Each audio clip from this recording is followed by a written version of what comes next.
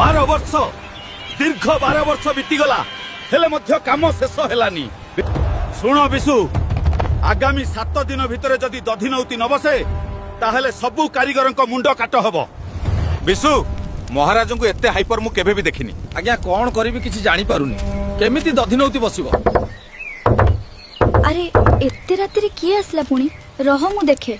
आज्ञा नमस्कार एटा विशु महाराणा को घर तो। हाँ बाबा हेले आपण किए मु चिन्ही पारली नहीं।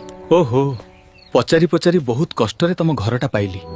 हाउ कौन कहबो कुह। हाँ कहबी हेले कथाटा जेमती कान को दिकान न हुए नहले मोर मुंड कटिबो।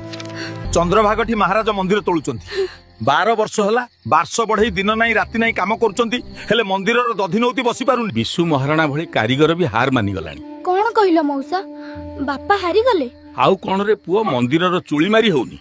बोधे मूल दुआरे कोठी कोन दोष रही जाइथिबो। अरे बाह एडी की बकटे पिला तोर एते अनुमान तो ना कोन धर्मपद समस्ते धर्मा डाकंती। हौ बाबा धर्म काहारी आगरे ए कथा कहिबुनी नहले 1200 बढ़ई सह मोर भी मुंड कटिबो। कौन कहलो बाबा 1200 बढ़ई को मुंड कटिबो। सेया कहबा को मु आस्थिली तम कुल रे आउ कई भल कारीगर थिले ताकू चंद्रभागा को पठेइबो।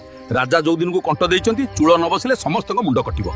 हे प्रभु मु कौन करबी काहा को कहबी किछि जानी पारुनी। तांको परे आउ किए जे अछि मुंडी मारिबो। नाई मु अछि मु विशु महाराणार पुओ कारीगरी विद्या मो रक्त रे बहुची मु मारिबी मुंडी। कौन कहूछु रे धन मो आखि आगुरु तते कुआडे जिबाकू देबेनी। नाई बो मु नगले बापा फेरिबेनी मु बापा को फेराई आनिबी। काली सकाळे मु चंद्रभागा जिबी। अच्छा बो बापा तो मते देखि नांती केमिति चिन्हिबे। से निश्चित होते चिन्हिबे। हो बापा देखिकी जीवु आम बाड़ी बरकोली आउ ए मुदी को देखिले तो बापा तते ठीक चिन्हिबे। हो बो मु आसुची।